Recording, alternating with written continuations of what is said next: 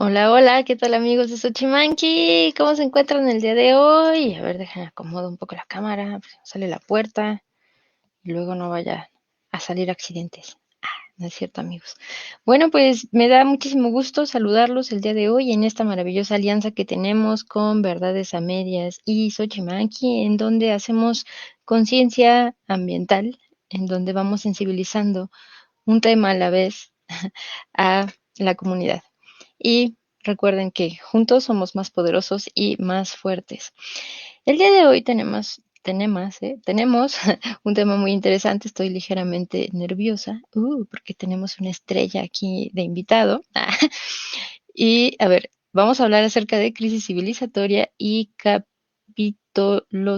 capitoloceno. ¿Ya? Es que estaba yo preocupada por no poder decir bien esa palabra, chicos. Entonces, les presento a mi coconductor Omar Rojas, que ya está aquí presente. Hola Wendy, ¿qué tal? Muy buenas tardes a ti, Hola. a tu audiencia, a la audiencia de Xochimanqui y de Verdades a Medias. Y efectivamente hoy estamos muy complacidos de tener a un invitado muy especial que es el doctor Víctor Toledo Mansur, al cual lo invitamos a que se sume. Doctor, bienvenido. Muchísimas gracias por aceptar la invitación de participar en este programa de Verdades a Medias. Y estamos No, por el complacidos. contrario, muchas gracias. Muchas gracias por las palabras. Muchas gracias. No, muchas gracias, doctor. Y bueno, si me permite brevemente, si me permiten, voy a leer algo muy breve respecto a su larga trayectoria.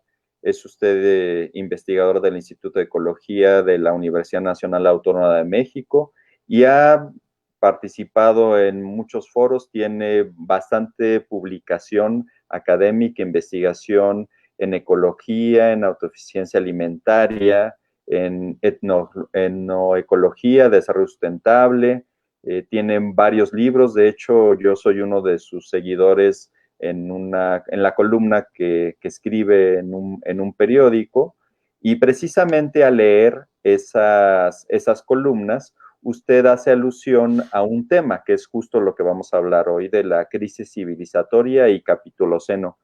Y si me permite, voy a introducir el tema para que usted justo nos ayude a enfocarnos, a dejar esas verdades a medias que se conocen sobre el antropoceno, el capitoloceno, que de hecho pareciera que son términos similares, hay diferencias con base en lo que usted ha escrito.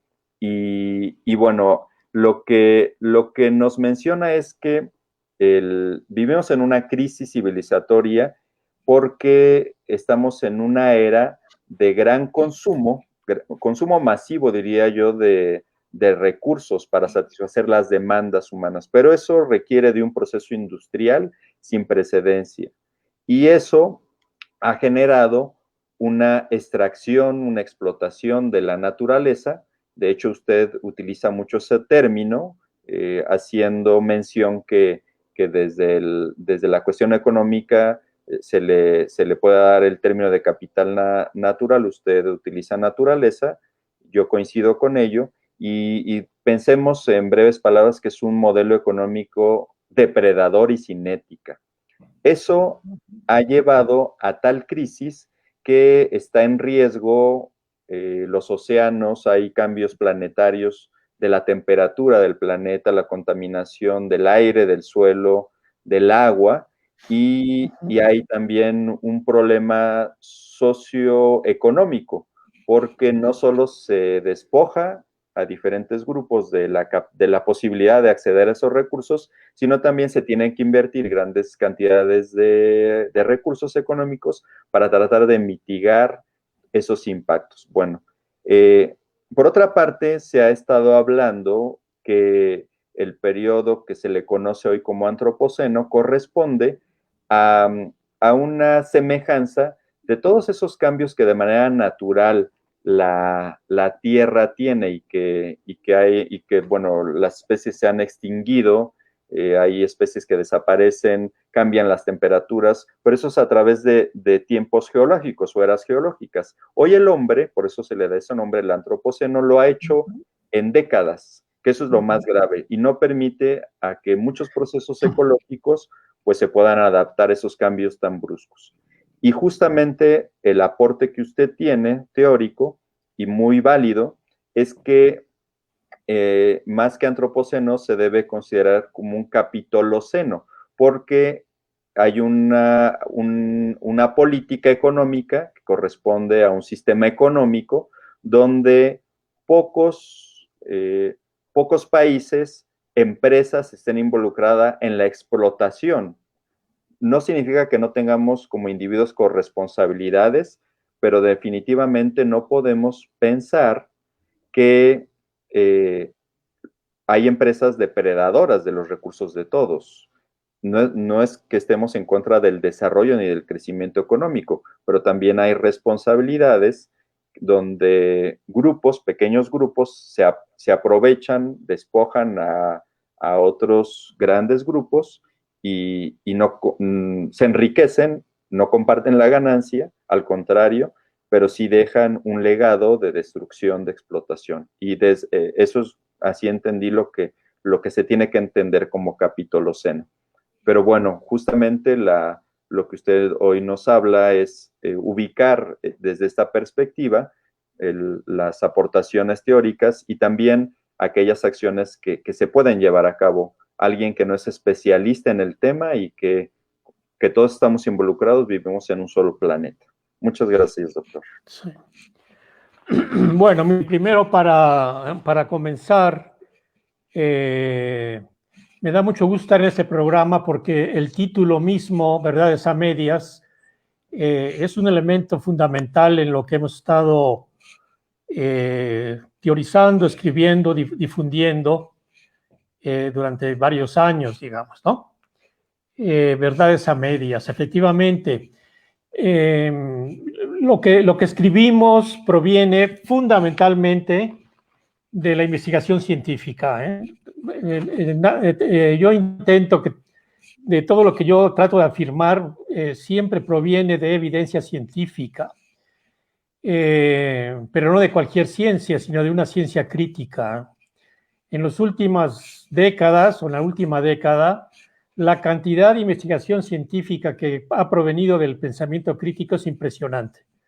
Nos ha estado revelando una y otra vez las verdades enteras, digamos, ¿no? Porque justamente lo que sucede actualmente es que los seres humanos vivimos bajo una especie de anestesia. La propaganda política y la propaganda mercantil nos llena de ilusiones y de visiones falsas. La investigación científica crítica nos está justamente echando abajo estas verdades a medias. Lo que voy a hablar ahora y lo que he escrito lo hago desde la perspectiva de la ecología política. La ecología política intenta y trascender el ambientalismo ingenuo o el conservacionismo ingenuo y de ir, digamos, a la raíz de las cosas, a las verdades profundas que están siendo reveladas justamente por el pensamiento crítico y el pensamiento complejo, que también es otra de las nuevas corrientes de la ciencia.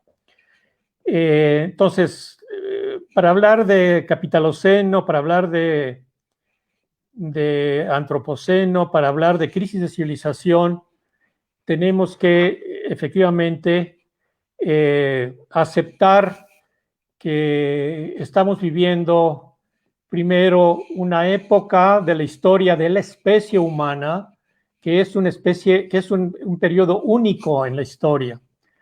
Para empezar, necesitamos adoptar una visión histórica, pero no de la historia de los historiadores. Los historiadores se quedan solamente en lo que se llama la civilización, que es una visión eurocéntrica, es una visión de los pensadores europeos, y ahí se quedaron.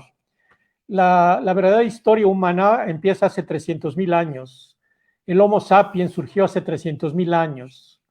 Durante la mayor parte de la historia de la humanidad, es decir, hasta hace unos 4.000 años, la humanidad vivió más o menos en equilibrio con el mundo natural. Hace 4.000 años comenzó un proceso, se desencadenó un proceso de doble explotación. Por un lado, comenzaron a surgir las sociedades desiguales en la que una minoría explota al resto. Y esa explotación social se fue combinando con una explotación que comenzó también con una explotación de la naturaleza. ¿Okay? La ecología política nos muestra que el mundo de hoy, el mundo que vivimos hoy en día, que es el mundo moderno, la civilización industrial, tecnocrática, capitalista, patriarcal, antiecológica, es una civilización que, digamos, es el resultado de 4.000 años. No es que estemos viviendo un mundo creado, digamos, de manera reciente, es un proceso que duró 4.000 años y que hoy vive su punto máximo. Lo que nos dice la ciencia crítica hoy en día es que estamos viviendo, esto es muy importante que lo registren, estamos viviendo el peor momento de desequilibrio ecológico en la historia de la humanidad. No hay otro pasado similar. El desequilibrio del ecosistema global que se expresa en la crisis climática, en el calentamiento global, nos expresa el mayor desequilibrio digamos, en el mundo natural, porque están dislocados todos los procesos globales, los ciclos biogeoquímicos, los ciclos climáticos, alterados efectivamente por el ser humano, y esto es lo que se ha llamado el antropoceno, ¿no? Pero también estamos viviendo el peor momento en cuanto a desigualdad social. Y esto no lo dicen investigadores radicales. Esto lo dice los reportes que cada año hace públicos el Banco del Crédito Suizo, que publica lo que se llama la pirámide social. Y ahí observamos cómo menos del 1%, escuchen esto, por favor, menos del 1% de la población humana acapara entre el 60 y 70% de la riqueza del mundo. Si a esto le agregamos el siguiente estrato, que es, digamos, cerca del otro 5%, digamos, están acaparando el 80% de la riqueza del mundo, ¿no? Entonces, el mundo moderno, más allá de los anestésicos que nos hacen ver como que es el mundo maravilloso, el mundo de la tecnología, el mundo del confort, el mundo del hiperconsumo, es el peor de los mundos que estamos viviendo en la historia de la humanidad. Entonces, efectivamente, la verdad a medias que, digamos, permanentemente nos están atiborrando de información. Por ejemplo, la celebración de los 100 hombres más ricos del mundo, permanentemente se hace una campaña para ensalzar a los hombres más ricos. En el caso de México, terrible. Ya vieron los datos hace 2 semanas que salieron publicados por Oxfam Internacional, ¿no? En la que se ve cómo el acaparamiento de unos cuantos millonarios mexicanos frente a la mitad de la población de México que sigue viviendo en pobreza después de años y años de políticas, de años y años de promesas, etcétera, etcétera. Este es un punto de vista que no surge de una ideología, no surge de una posición de izquierda, no surge de un pensamiento radical, extremoso, sale de la investigación científica crítica. Esto es ecología política, ¿no? Entonces, efectivamente, cuando hablamos, en los últimos, a partir del año 2000, más o menos, 1999, aparece la propuesta del Premio Nobel de Geología con la idea del antropoceno, que ya dijimos ahora, o sea, el ser humano ya tiene la capacidad de alterar los ciclos globales de la Tierra, ¿no? Y por lo tanto, a esto se le llama el antropoceno. Pero si empezamos a escarbar y a profundizar, observamos que no todos los seres humanos somos los culpables de esta situación. En un primer momento es correcto, digamos, ¿no? Que es la visión biologista. La especie humana está afectando el equilibrio del planeta. Pero si pasamos a un siguiente momento, a un siguiente nivel de profundidad, encontramos que, pues, que hay, digamos, reparto de culpas, ¿no? Hay también por ahí un reporte, otro reporte más, que lo glosé en algún artículo mío en La Jornada, en la que son 90 empresas las que producen la mayor parte de la contaminación que genera el calentamiento global. Son empresas petroleras, gasíferas, productoras de carbón, entre las que están, por supuesto, las empresas estatales, como son las empresas petroleras de Rusia, de China, de México, como Pemex, etcétera, etcétera. O sea, hay una distribución de la culpabilidad, ¿no? Y por lo tanto, más que de un antropoceno, y no es una idea mía, es una idea de un investigador norteamericano que lo publicó en un libro, no recuerdo, creo que es 2014, 2015, que se llama así, Capitaloceno, y que muestra cómo el desequilibrio climático lo está provocando también una minoría, ¿no? Es un poco la diferencia entre antropoceno y capitaloceno. Gracias, doctor. Voy a aprender, ya aprendí mi micrófono. Fíjese que lo que usted menciona seguramente puede sonar para algunos grupos como que si se estuviera en contra del crecimiento económico. Usted lo dice muy bien. Hay una verdad a media que hace parecer que todo aquello que nos invite a pensar que la generación de bienes excesivos, o sea, de un exceso de explotación, es como estar en contra de la generación de riqueza. Lo que debemos pensar es a costa de qué, esa es la gran pregunta. ¿A costa de qué? A costa de la contaminación, del aire, del agua, de la explotación y sobre todo de un periodo de no retorno, porque hay justamente lo que hay, este instituto Oxfam, Rockstrom, perdón, de Holanda, que ha estudiado esto, pues justamente habla de los límites planetarios, los limited boundaries, que así lo definen, y hay procesos que ya no tienen retorno. La cantidad excesiva de CO2 en la atmósfera, la pérdida de especies, ahí nos estamos extinguiendo las especies. Ahora la gran pregunta es, ¿cómo tratar de equilibrar, si así se puede llamar, que por una parte creo yo que al menos en unas décadas no vamos a dejar de quemar petróleo? Y aunque haya, por supuesto, avances en la generación de turbinas eólicas, por mencionar una de las energías, no satisfacen la demanda energética de lo que nosotros mismos estamos queriendo satisfacer. Entonces hay como placebos, que es una doble moral. Por una parte, ahí se busca que se siga instaurando parques eólicos, plantas solares, pero por otra parte nadie quiere dejar de consumir, nadie quiere dejar de tener su nivel de vida, ese nivel de vida. Y bueno, tampoco podemos exonerar la responsabilidad que tenemos como individuos y, como usted también lo menciona, empresas, pero ¿cómo nos podríamos sumar todos a eso? Porque, insisto, vivimos en un planeta, todos compartimos la naturaleza y independientemente quien lo haga, tarde o temprano o no, ya estamos sufriendo consecuencias hoy.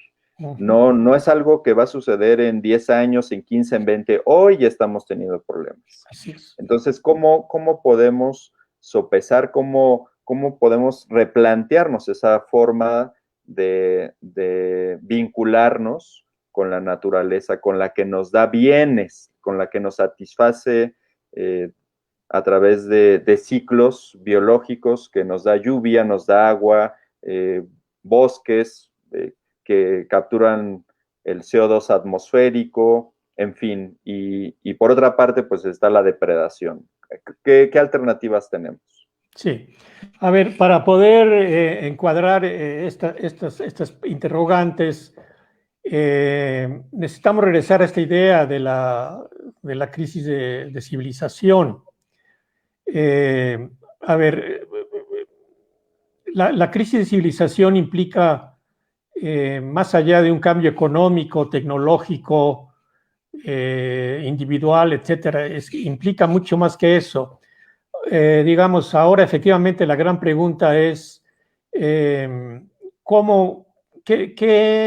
elementos, y ese es el motivo del libro que estamos escribiendo ahora, qué elementos podemos distinguir hoy en día para hacer ese cambio que estamos requiriendo y que es un cambio pues de carácter cualitativo, pero como ninguno, porque estamos efectivamente metidos en una problemática bastante complicada. A ver, desde el punto de vista teórico, sí hay una contradicción entre capitalismo y naturaleza. O sea, ¿por qué? Porque, digamos, el principio que rige al capitalismo es el tema de la ganancia y hasta ahora, por más que se quiera demostrar digamos que el empresario, que el capitalista se puede detener frente a un mecanismo de voracidad, todo lo está mostrando exactamente lo contrario. Como nunca antes, el mundo de la corrupción, bueno, lo que acaba de declarar el gobierno de Biden, ¿no? Y los gobiernos europeos, que ahora sí, por fin van a comenzar a cobrar impuestos a las grandes corporaciones, porque no han pagado impuestos como los pagamos los ciudadanos, ¿eh? Ha habido todo un flujo también de riqueza hacia lo que se llaman los paraísos fiscales. Y bueno, han salido también las denuncias de los papeles de Panamá, lo que pasa con Bermuda, lo que pasa con Suiza, el robadero de toda la cantidad de dinero que sale y que no pagan impuestos en sus países. Todo esto la palabra es corrupción, y por eso, digamos, entre esta corrupción se llevan, por supuesto, no se detienen frente a los procesos naturales y toda la destrucción de la biodiversidad, toda la pérdida de las fuentes de agua, la contaminación industrial, la contaminación de todo el planeta, pues está provocado básicamente por la voracidad de las empresas y las corporaciones. Ahora, en términos prácticos, y aquí tenemos que, digamos, tomar en cuenta el gobierno de la Cuarta Transformación en México. Un gobierno puede ser un gobierno anticapitalista o puede ser un gobierno antineoliberal. El gobierno de López Obrador es un gobierno antineoliberal, no es un gobierno anticapitalista. De hecho, juega con las empresas y digamos, le da juego a las empresas, como es el caso del Tren Maya o del tren transísmico, etcétera, etcétera.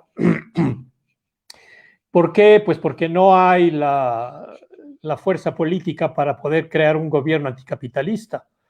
Un gobierno realmente ecológico tendría que ser un gobierno anticapitalista, pero difícilmente se va a poder mantener horas o días, porque inmediatamente van a venir o los golpes de Estado o digamos, el poder de las corporaciones. Hoy en día el mundo está dominado por 300 corporativos, ¿okay? 300 corporaciones que dominan toda la vida económica, la vida de los servicios. Miren, lo último que está dominando las corporaciones es la ciencia.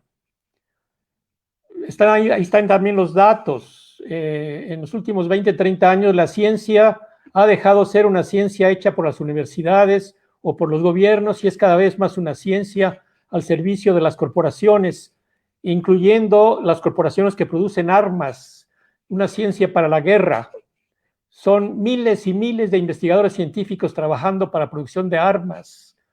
Se nos viene abajo toda la idea romántica del científico bueno que hace las cosas bien. Esto no es cierto. Es una verdad a medias, otra verdad a medias, digamos, en el mundo de hoy, esta idea de la ciencia romántica, ¿no? Del buen científico investigador. Y también no se diga de los que le hacen el juego a las grandes corporaciones, lavando la imagen, lo que se llama el greenwashing, el lavado verde. En México, yo lo he denunciado en artículos en La Jornada, muchos de mis colegas le han hecho el juego a las principales empresas, Coca-Cola, Walmart, Volkswagen, todos estos, mis colegas ecólogos de la UNAM le han hecho el juego a las corporaciones. No hay un ambientalismo legítimo, le hacen el juego a las grandes empresas. Entonces, la solución a todo esto es la toma de conciencia profunda de lo que sucede hoy en día en el mundo. Y pues en México, como ustedes saben, y no lo hemos hecho en nuestro laboratorio, tenemos el registro de conflictos ambientales más completo. Y creo que Lucía Velázquez habló seguramente de esto, 560 conflictos, 160 ambientalistas asesinados en México, y los ambientalistas asesinados no los ponen los que están trabajando en ONGs o en las universidades, lo están poniendo las comunidades indígenas y campesinas del país, lo están poniendo los verdaderos ambientalistas que luchan por la defensa del agua, por la defensa de los bosques. Lamentablemente en las últimas semanas han matado a un ambientalista casi cada semana. El último fue en Colima hace 2 días. Estamos viviendo una situación tremenda, ¿no? Tremenda. No solamente son los periodistas, las mujeres y los defensores de derechos humanos, los ambientalistas en México también arriesgamos la vida todo el tiempo. Yo mismo salí por una amenaza de muerte de la Semarnat, como ustedes lo saben. Entonces, no estamos para estar jugando. La vida de un ambientalista legítimo todo el tiempo está en peligro. Entonces, la única opción, y lo estamos comenzando a hacer en Michoacán, pero también se está haciendo en Veracruz, se está haciendo en Guerrero, se está haciendo en Puebla, es crear organizaciones ambientalistas verdaderas. El sistema, y conozco muy bien la historia del ambientalismo en México porque participé, cuando habíamos formado el Pacto de Grupos Ambientalistas allá por los 80s, el gobierno mexicano se dio cuenta del peligro que tenía el que hubiera voces independientes y entonces crearon el antídoto perfecto. Se llama Partido Verde Ecologista de México. Eso lo creó el gobierno dividiendo al Pacto de Grupos Ecologistas y creando el Partido Verde Ecologista financiado por Manuel Camacho y grupos del gobierno mexicano. Esto hay que decirlo. Y pues nos quitaron la franquicia, aunque yo no estoy de acuerdo en participar en partidos políticos, pero esto sucedió, digamos, ¿no? Entonces, la salida es la organización de la gente. Y esto está sucediendo no solamente en México, sino en el mundo. Seguramente ustedes oyeron hablar de lo que ha sucedido pues con Greta Thunberg, la niña sueca, pero que esto desencadenó el movimiento en Inglaterra, este movimiento que ya se hizo prácticamente universal, de radicales ambientalistas, ¿no? Se me va el nombre ahora. Y también la aparición de procesos de autoorganización, como Transition Towns, que se originó en Escocia y que hoy está en cerca de 80 países, etcétera, etcétera. La gente se está organizando, es la única opción. Yo creo cada vez menos en el Estado y mucho menos en las empresas, en los organismos diplomáticos internacionales, en la ONU. Solamente creo en la organización de la gente. Muy bien. Yo tengo otras preguntas, pero como siempre, hay que dar paso a la audiencia. Le damos la bienvenida a Mike. Mike, bienvenido. Qué bueno que te sumas a la charla, a la reflexión. Y bueno, Wendy, por favor, pues hay comentarios de la audiencia que siempre son bienvenidos. Ah, sí, hola de nuevo. Qué maravilloso escucharlo, doctor. Bueno, antes que todo, ya acaparé. Listo. Gabriel Araiza nos dice, ¿y cómo ve la refinería de Dos Bocas y el Tren Maya ay caray, a los que se otorgaron los permisos sin cumplir con los estudios mínimos? Esta es una pregunta que anda por acá. ¿Quiere que la conteste de una vez? Como usted desee. Ah, sí, no, de una vez, en caliente. Sí, a ver,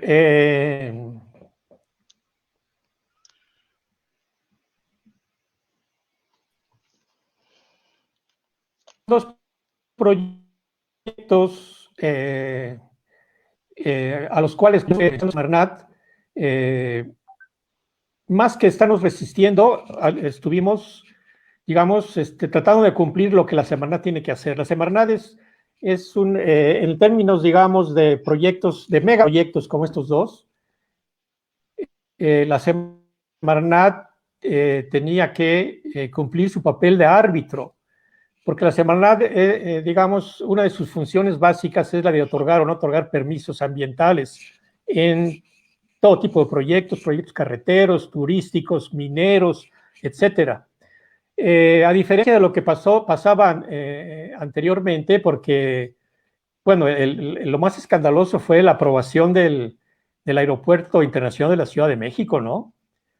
No sé si se están enterados, pero se iba a construir prácticamente sobre un pantano. Ujú. Ahí donde Un vaso hay regulador. 5 ríos, Ujú. 5 o 6 ríos ¿no? en esa parte del Valle de México, y justo donde confluían 5 o 6 ríos, ríos temporales, por supuesto, allí se quería construir el aeropuerto de Ciudad de México y hubo permisos que dio la Semarnat de la época de Peña Nieto, ¿no? Avalado por ONGs ambientalistas, ¿okay? O más bien por empresas, etcétera, etcétera, que fueron además los que luego se opusieron a mi presencia allí, y que los tenemos perfectamente ubicados. Fueron 24 exfuncionarios que lanzaron una carta abierta pública contra mí y contra la Semarnat, y yo discuté uno por uno. Todos están llenos de corrupción. Entonces, la Semarnat tenía que cumplir, digamos, otorgando ¿no? esos permisos. Cuando yo estuve allí y que participamos, por ejemplo, en el caso del Tren Maya, participamos en la consulta. Esa fue una consulta totalmente legítima, por más que voces radicales la cuestionaron. Estuvieron presentes presidentes municipales, comisariados ejidales de todos los municipios donde iba a pasar el Tren Maya. Bueno, aún así, el primer tramo del Tren Maya se aprobó porque no tenía mayor problema. Es el que va de Palenque a Mérida, más o menos. Pero justamente cuando llegó la pandemia, estábamos por iniciar desde la Semarnat una consulta más indígena en las comunidades de ese tramo. Yo salí después y ya, digamos, pues ya no supe qué pasó. Más bien sí supe qué pasó. La nueva Semarnat inmediatamente aprobó. Yo no aprobé ningún permiso que no hubiera sido avalado, etcétera, etcétera. Tuve, por supuesto, diferencias, si no públicas, privadas al interior del gabinete, enfrente del presidente de la República, con el director de Fonatur, que es el creador del Tren Maya. El Tren Maya me parece que no tiene problemas en su trazo. La implementación del tren no tiene problemas, va por las carreteras. Quizás el tramo nada más de Calakmul sería el complicado, pero aún así no tiene mayor problema. O sea, ha habido una gran, no sé cómo llamarle, paranoia de muchísimos infodemia, mucha infodemia.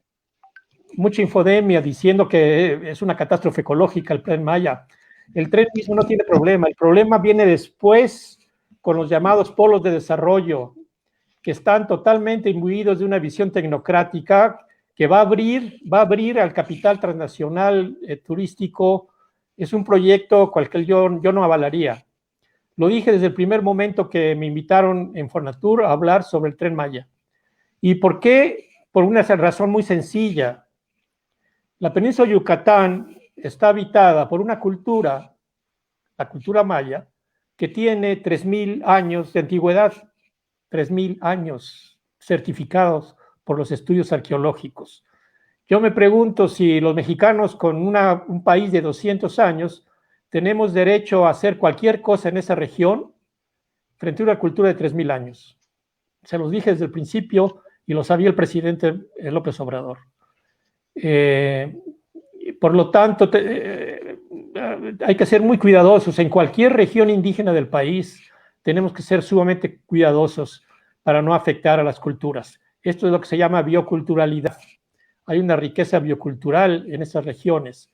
Los mexicanos no tenemos derecho a afectar la vida como se ha hecho con las grandes presas en Oaxaca, por ejemplo, con la minería en tantos sitios, y por eso hay tantos conflictos hoy en día, ¿no?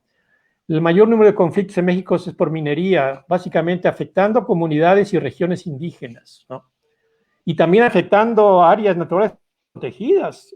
La Semarnat de los sexenios pasados aprobaron las concesiones mineras en áreas naturales protegidas. Entonces, ¿cuál era el criterio mínimo? Claro, saben ustedes que en el periodo de Peña Nieto, pues el secretario Semarnat era un vendedor de autos de lujo. Entonces, no es posible que hoy ambientalistas que estuvieron al amparo de ese gobierno ignoren lo que sucedió. Bueno, es un poco la respuesta que yo daría.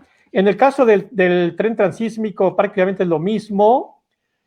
Ahí sí la supuesta encuesta que levantó el proyecto fue totalmente malograda porque engañaron a las comunidades y lo hicieron en lugares distantes.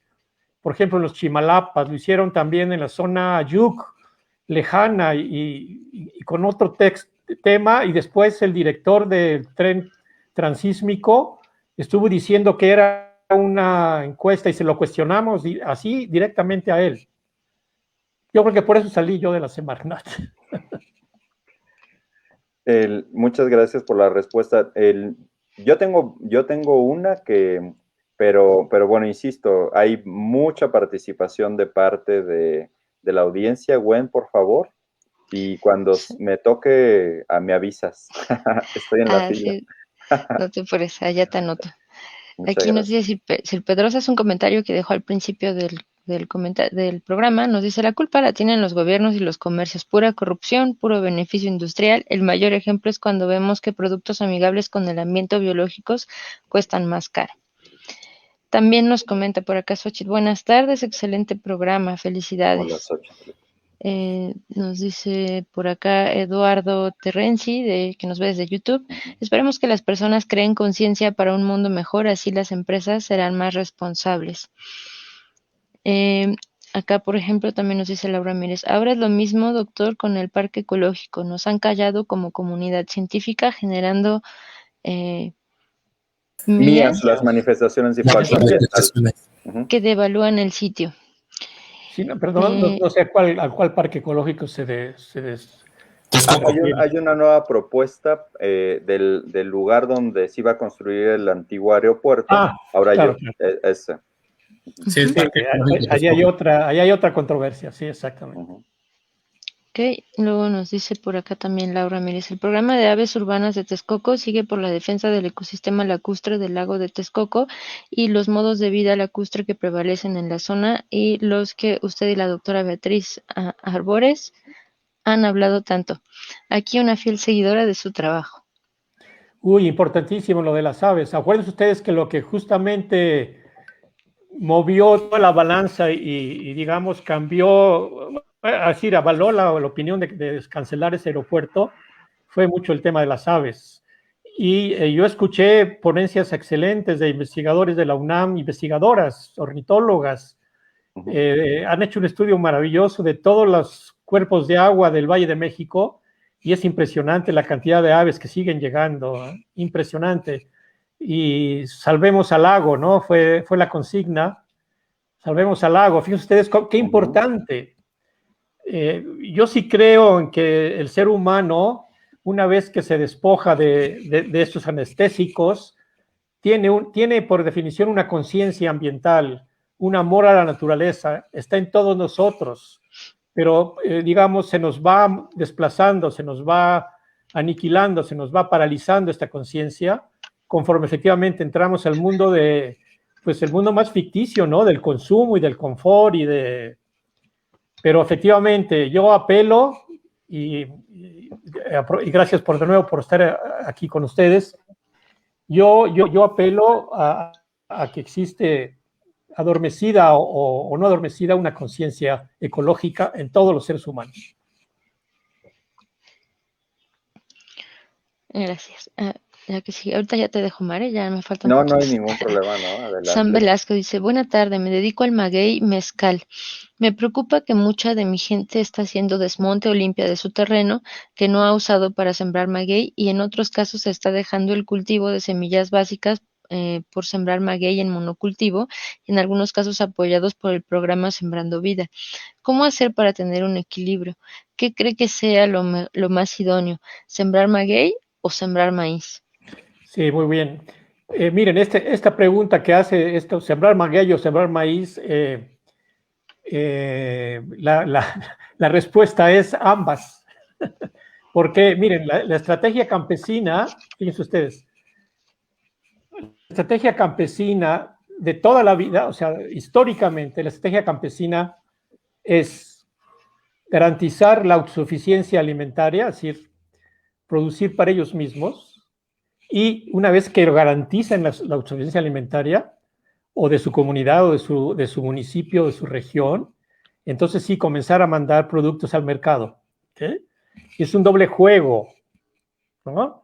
Y esto da para toda una política alimentaria de cualquier país, incluso, ¿no? A esa escala global. Lo tenemos aquí en Michoacán con el tema del aguacate, ¿no? Lo mismo. O con el tema de los productos de exportación. Tenemos que llegar a un equilibrio, efectivamente.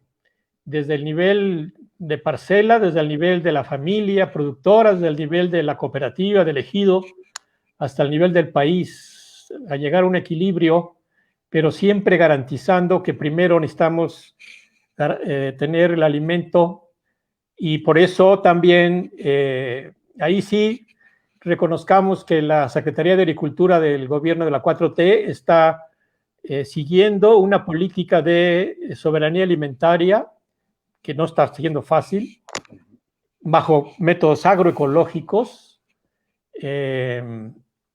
que va a llevar todavía varios años, pero que se va a lograr seguramente, y que, digamos, llegar a este equilibrio, aprovechando en este caso la vecindad con Estados Unidos, que son los grandes consumidores, ¿no?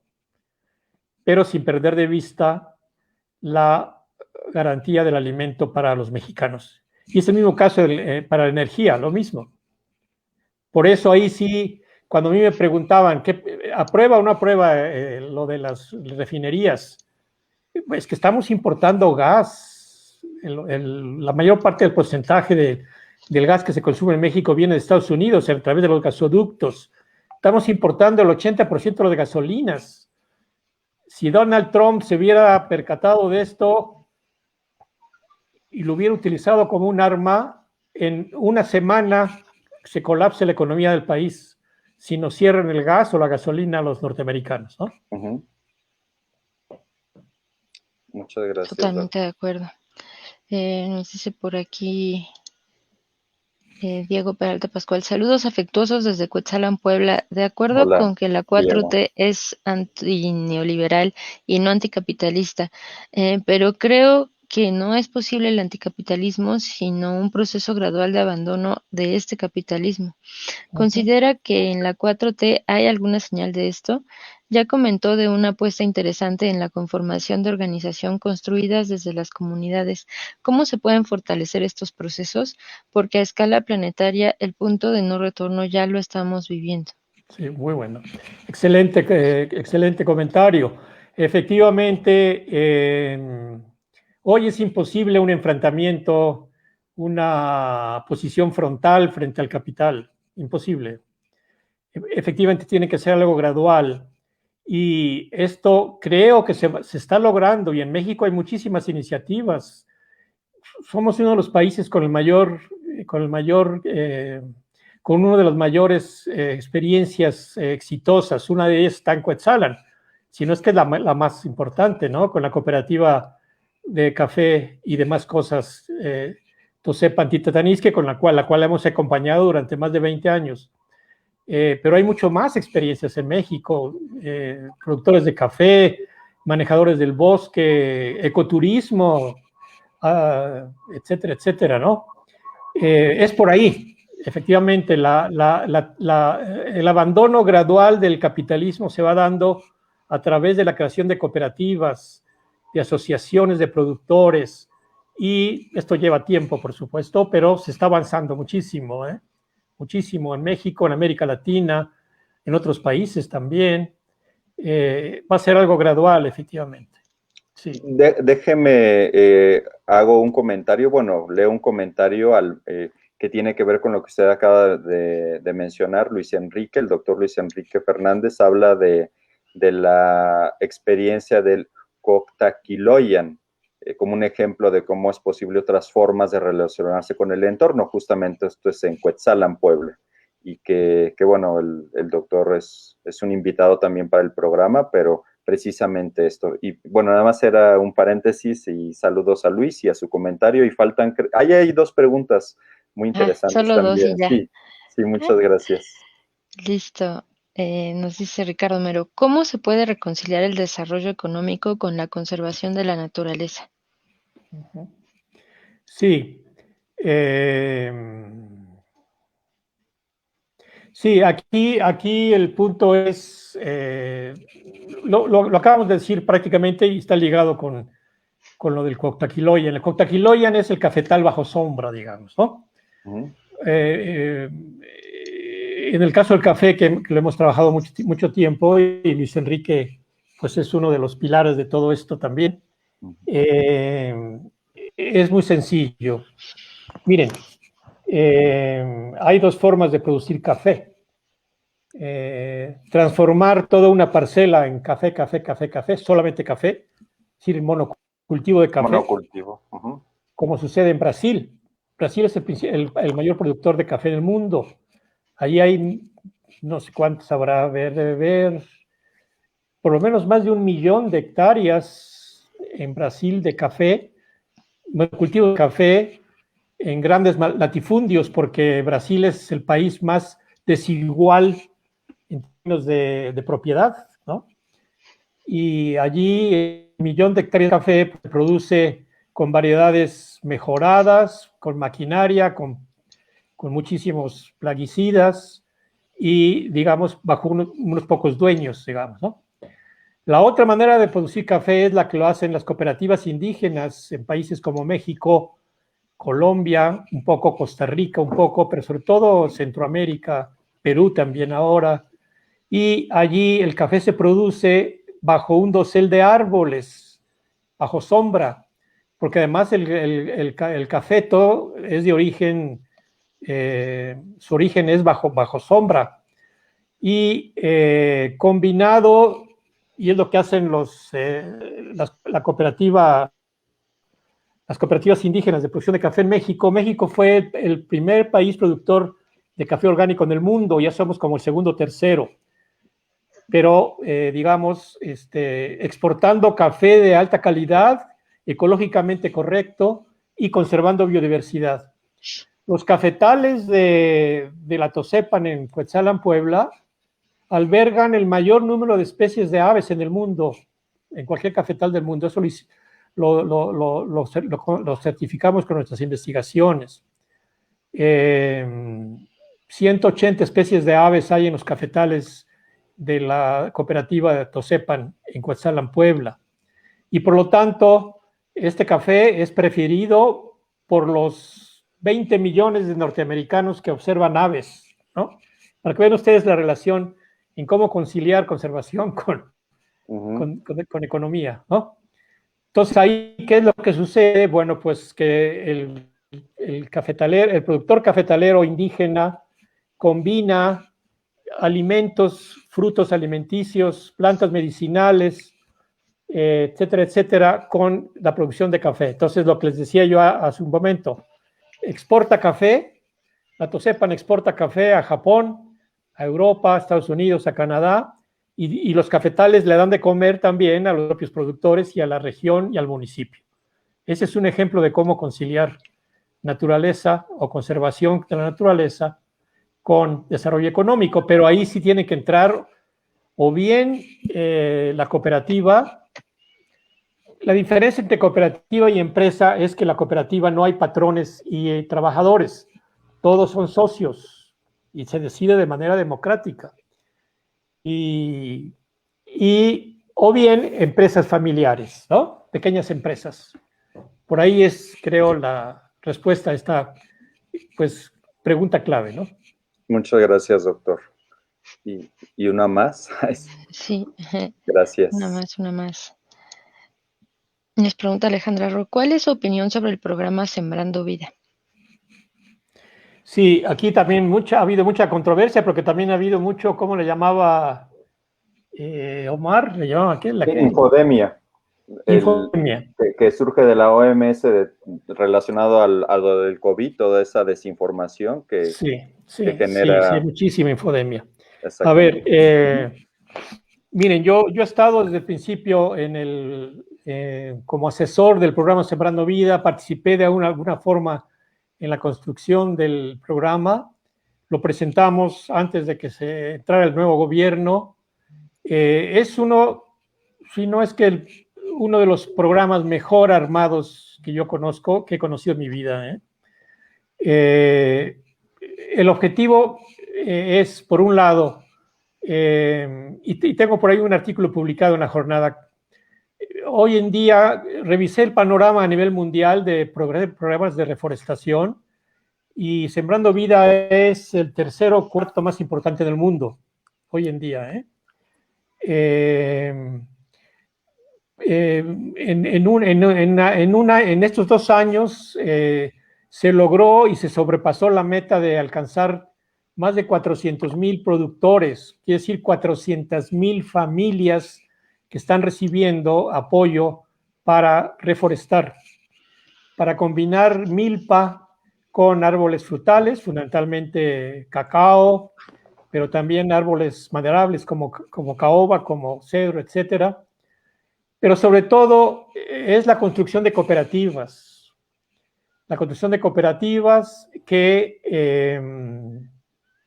se van a ir armando cooperativas de cooperativas y van a ir ascendiendo, digamos, para comercializar los productos en cuanto haya la posibilidad de comercializarlos. Pero además el gobierno no solamente da un apoyo al productor, sino que los apoya con técnicos, un técnico social y un técnico, digamos, un técnico agroforestal. Y con 2 jóvenes también del programa Jóvenes Construyendo el Futuro. Es un programa muy, muy bien armado. Hay críticas que han surgido, las he leído todas. No son muy honestas, la verdad. Son digamos, opiniones sesgadas, porque hablan sin tener pruebas de lo que están diciendo. Por ejemplo, que los que reciben el apoyo se emborrachan, ¿no? Por decir algo. Cosas de ese tipo que son totalmente absurdas. Y digamos, también de que queman, ¿no? Que queman Sí, que la queman, selva o el que queman bosque bosque o selva para obtener el recibir recurso el económico. apoyo. Yo me pregunto, ¿cuántos ejemplos podrán tener? Digamos, que 40 ejemplos, 100 ejemplos, 1000 ejemplos. Pero estamos hablando de 400,000 productores. Lo que yo recomendaría es que estos críticos es que hagan una investigación seria, ¿no? Estamos hablando de 400,000, por favor. Yo estuve en campo en varios lugares, en Chiapas y en otros lugares, viendo lo que se hacía. la gente está entusiasmada, los jóvenes están apoyando, o sea, es un programa muy, muy noble, digamos, ¿no? Entonces, esa es mi opinión de Sembrando Vida. Muchas gracias, doctor. Pues muy bien.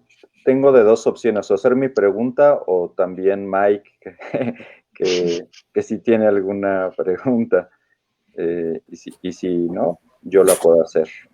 Nada más Adelante, adelante. Muchas gracias. Voy a contextualizar para dejar claro mi punto. Hace años, un colega me platicaba que él había, bueno, sigue siendo activista ambiental. Él se especializó en la responsabilidad social empresarial o lo que se conoce como responsabilidad social corporativa. Y él era muy crítico de las refresqueras. Fue invitado por una refresquera a formar parte de su equipo de trabajo porque le decían que no se centrara en hacer críticas, sino que entrara a la empresa para hacer cambios dentro de la empresa. Y lo aceptó. De hecho, la responsabilidad social corporativa, con todo lo que se pueda hablar de ella, lleva propuestas en temas de medio ambiente, de cuestiones económicas. Hay avances, ¿no? Eso no se puede negar. Yo me pongo a pensar de todo lo que hemos hablado ahí y específicamente de las refresqueras.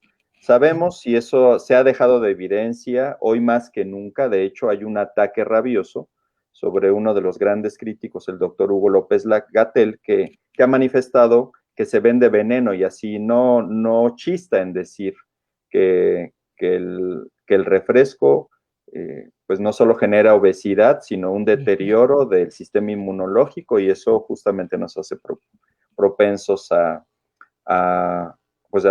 debilitar nuestro sistema y ser más vulnerables ante un virus o cualquier enfermedad. Pero no nada más es eso, también se conoce la extracción excesiva del agua, la generación de plásticos. Pero en términos económicos, doctor, hay un consumo porque también, más bien, hay una producción porque hay una demanda.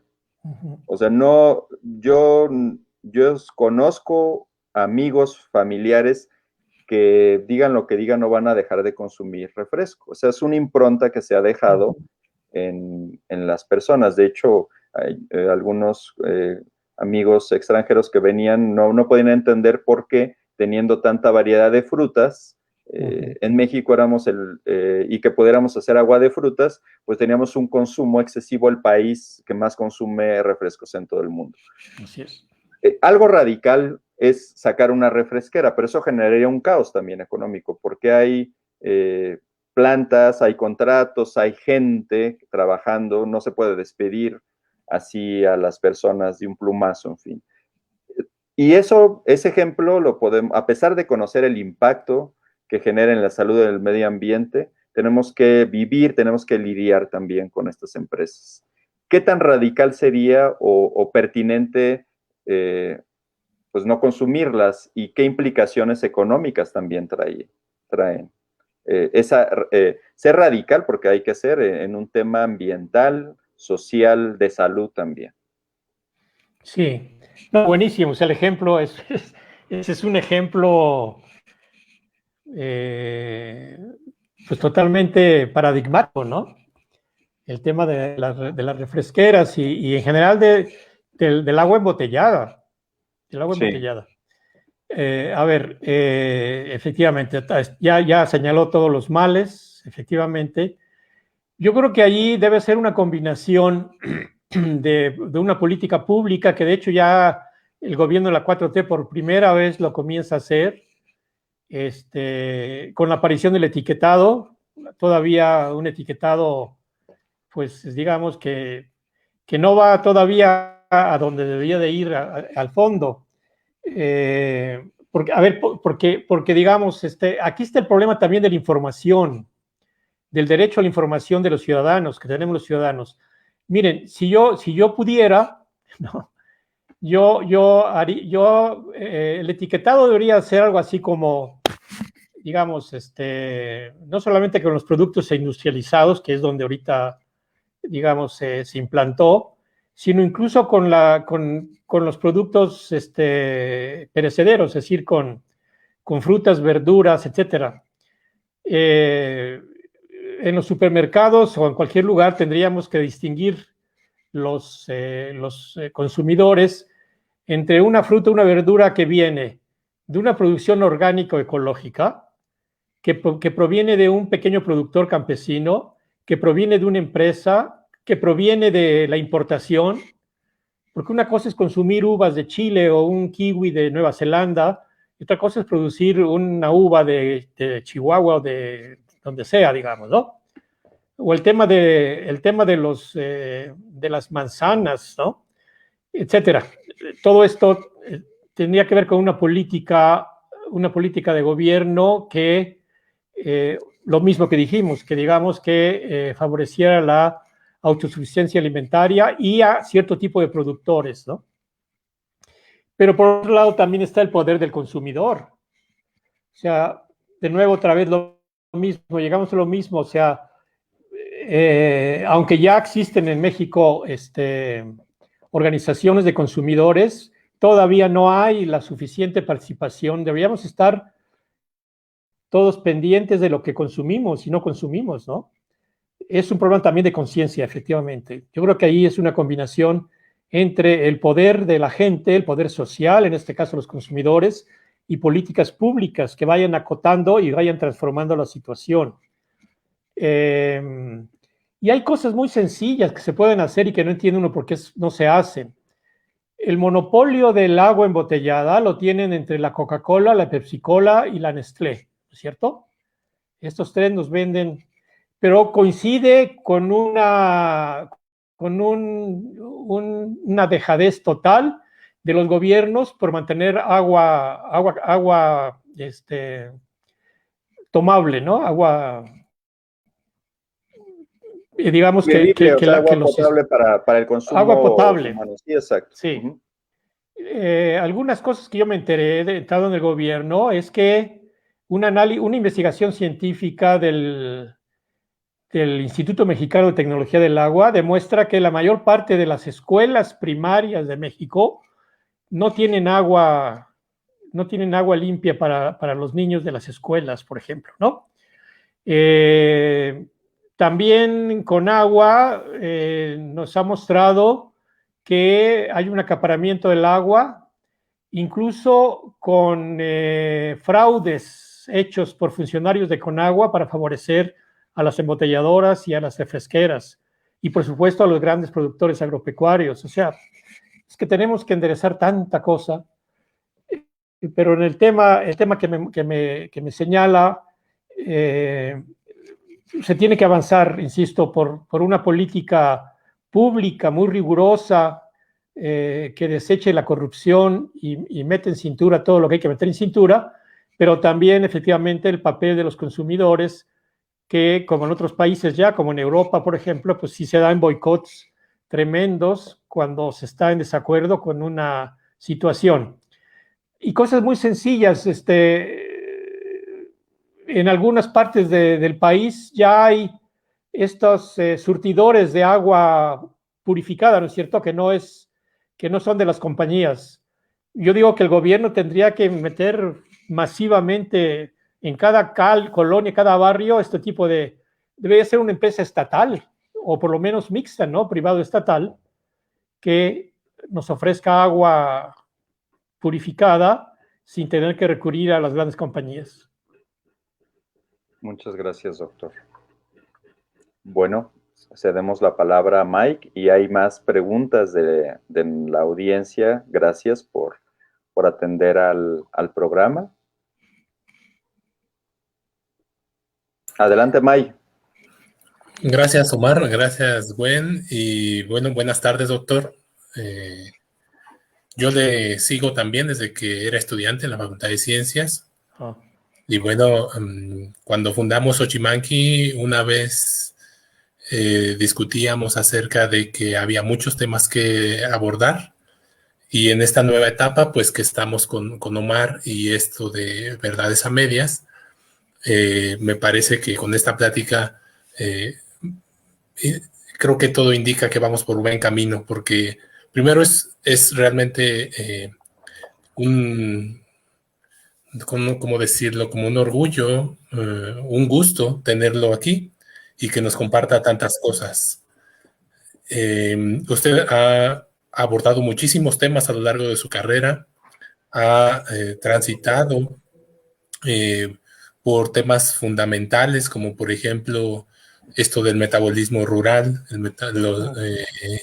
y gran parte de los estudios de biodiversidad, del patrimonio biocultural también que tenemos en México. Sin duda, quien no haya escuchado de su trabajo y se acerque a esta transmisión de Xochimanqui con Verdades a Medias, pues va a poder darse cuenta de la relevancia que usted ha tenido en las investigaciones biológicas y también culturales que hay en México, ¿no? Y también, por si no lo saben, los que nos siguen o los que nos están viendo o los que nos verán después, pues el doctor Víctor Toledo también es considerado como uno de los grandes pensadores de este pensamiento crítico latinoamericano. Y este aporte es interesante, ¿no? Porque si estamos viviendo una crisis civilizatoria, y ahí es donde viene una pregunta que yo tengo.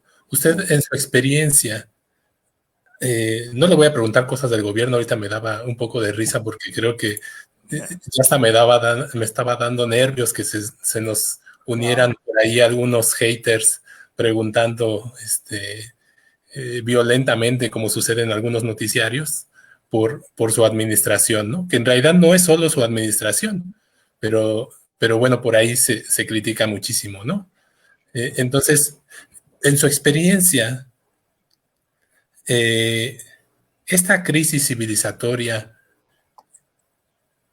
¿cómo afecta a los distintos sectores de la población en México? O sea, porque también está la crisis ahí. A los distintos sectores de la población en México puede afectarnos de distinta manera. Uh-huh. Y de ahí que la percepción sea distinta. Uh-huh. ¿Cómo es esto y cómo abordar esta crisis, sobre todo la toma de acciones con estos distintos sectores, que además es complicado en México porque no solo son distintos sectores socioeconómicos, sino además son muchos Méxicos? O sea, somos realmente un crisol, ¿no? Somos realmente un mosaico de culturas híbridas, culturas más hacia el capitalismo, otras en donde el capitalismo está permeando ya desde hace muchas décadas, y otras un poco más solidarias, un poco más fuertes, como lo que se vive por allá con la Tocepa Antitatanisque, ¿no? Entonces, ¿cómo es el panorama que usted ve y qué es lo que está sucediendo actualmente? ¿Se ven lucecitas prendiéndose por ahí en México? Sí, pues sí hay luces, y especialmente en nuestro país hay luces. A ver, dos elementos que nos pueden servir. Por un lado, efectivamente, los sectores urbanos, ¿no? Acaba de salir un artículo hace unos días sobre cómo se distribuye la riqueza en México,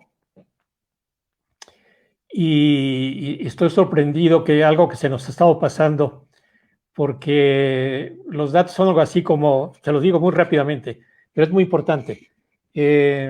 Efectivamente, todo el tiempo está hablando de la pobreza en México, que efectivamente es más o menos como la mitad de la población que vive difícilmente con bajos ingresos económicos, y estamos hablando de unos 55 millones de mexicanos, ¿no? Una cosa así. Y luego se habla de la élite, ¿no? Que son, pues, pueden ser, no sé, cientos de miles. Pero también hay un sector que no lo estamos viendo ni siquiera tampoco los discursos oficiales, que son algo así como los no pobres. Y somos 49 millones de mexicanos, ¿eh? O sea, estos sectores como medios, ¿no?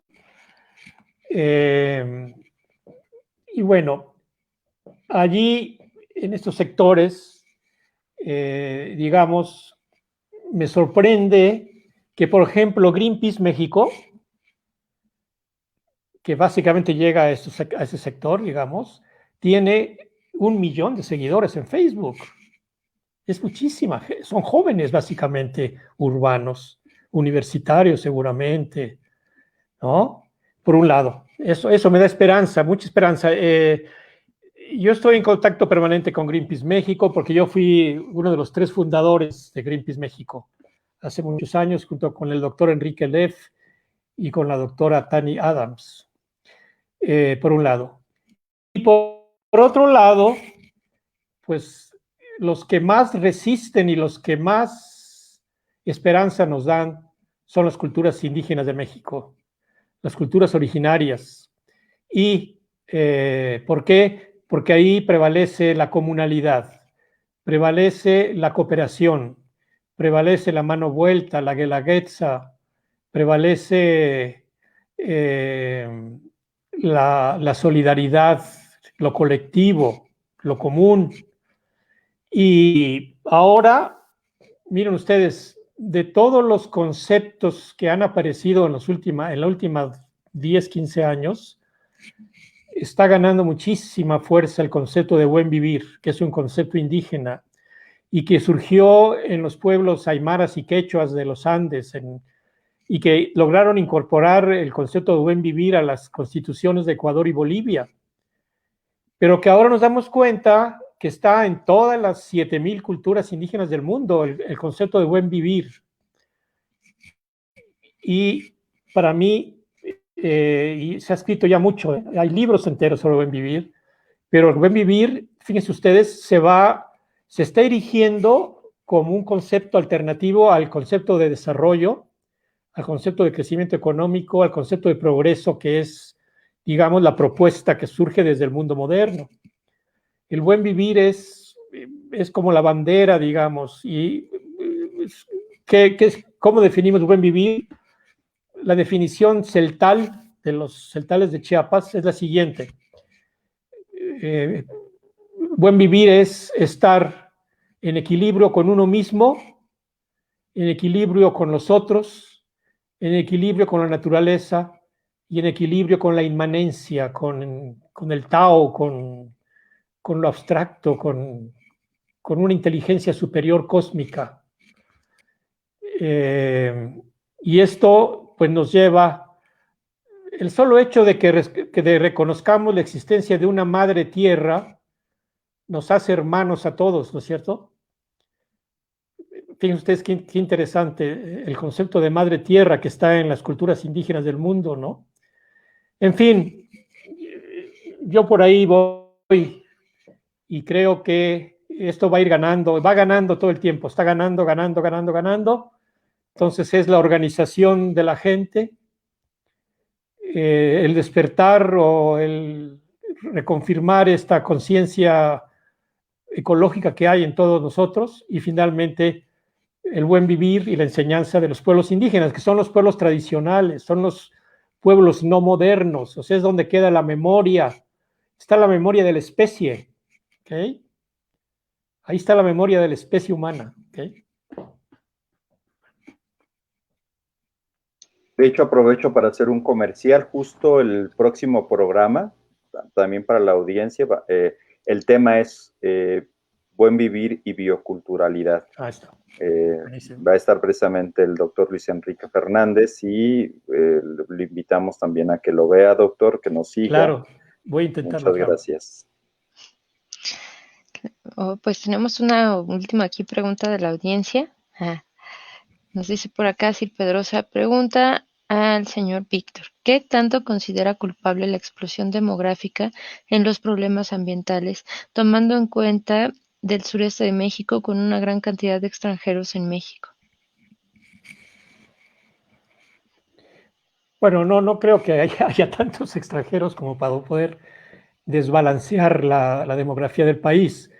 Ahora, en términos generales, sí. O sea, por un lado, la situación demográfica no podemos negarla, aunque no debemos caer en esta idea de que se maneja como que es la causa principal, porque depende también de las poblaciones y de las situaciones sociales de cada población. Pero indudablemente que la demografía es un factor indudablemente que incrementa la presión, ¿no?, sobre la naturaleza y sobre los recursos, etcétera, etcétera. Y efectivamente, miren, el libro que estoy escribiendo es sobre el 2050 y el cambio de civilización. Y efectivamente uno de los 5 factores preocupantes de aquí al 2050 es el incremento de la población humana. Estamos un poco más de los 7,000 millones, 7,000 y tantos millones, y de aquí al 2050 todas las proyecciones de crecimiento poblacional nos mandan hacia más de 9,000 millones. O sea, vamos a incrementar en 30 años 2,000 millones más de seres humanos, es muchísima gente. No se va a poder detener esta inercia, digamos. Y esto implica alimentos, salud, educación, bienestar, agua, ¿no?, para los nuevos 2,000 millones. Es muy preocupante. Entonces, sí, es un factor indudablemente. No podemos caer en el neomalthusianismo, pero de creer que solamente la población, como se pensó al principio, pero indudablemente que donde se pueda controlar la población, pues hay que controlarla, ¿no? Justo yo tenía una pregunta relacionada a eso de la población y algo que usted ha estado comentando a lo largo de este programa en relación a valorar, tener otra perspectiva muy asociada a la que tienen los pueblos originarios en la relación con la naturaleza. Pero ¿cómo romper esa inercia, doctor? Porque usted bien lo menciona, para el 2050 las proyecciones son de 9,000 millones de habitantes, pero según estos estudios, va a haber una concentración mayor en las ciudades. O sea, no nada más es que aumentemos en población, sino se va a concentrar en la ciudad. Entonces, parece que es difícil romper esa inercia porque tenemos esa misma percepción urbana que nos aleja justamente de la dinámica, de la forma en que tenemos una relación con la naturaleza, porque por eso algunos autores hablan que la sometemos, ¿no? O sea, porque la naturaleza nos debe brindar, bueno, ni siquiera es naturaleza, es recurso natural, nos debe satisfacer la demanda, la gran demanda de las ciudades, energía, alimento, agua, y hacia allá vamos. Entonces, esa dinámica es un gran reto. Sí, correctísimo, sí, efectivamente. Si ahorita andamos, yo creo que como 60-40, ¿no? 60% urbana, 40% rural todavía, sobre todo en China, India, digamos, todavía. Efectivamente, esto va a llegar al 80 quizás o más urbano, y eso quiere decir que los productores rurales van a tener que producir más alimento y van a tener que cuidar más el agua para que llegue a las ciudades.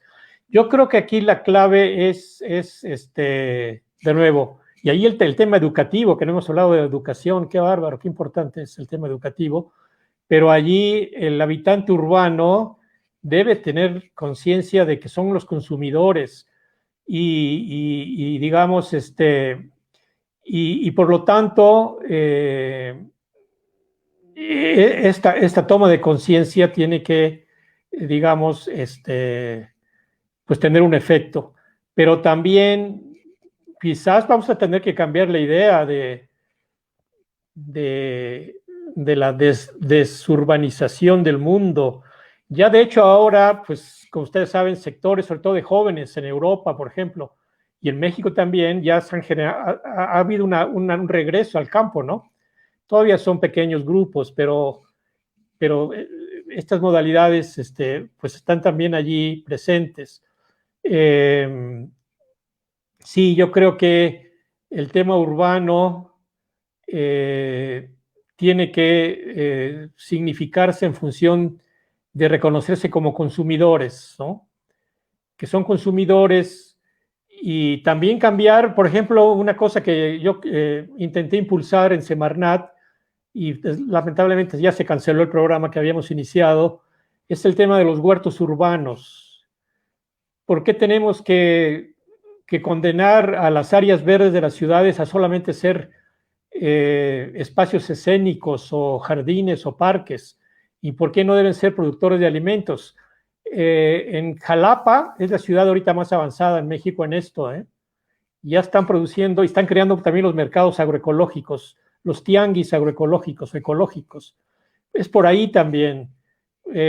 Todavía puede que me anime a proponer este proyecto de huertos urbanos, que sería el equivalente a Sembrando Vida, sería sembrando alimentos en las ciudades.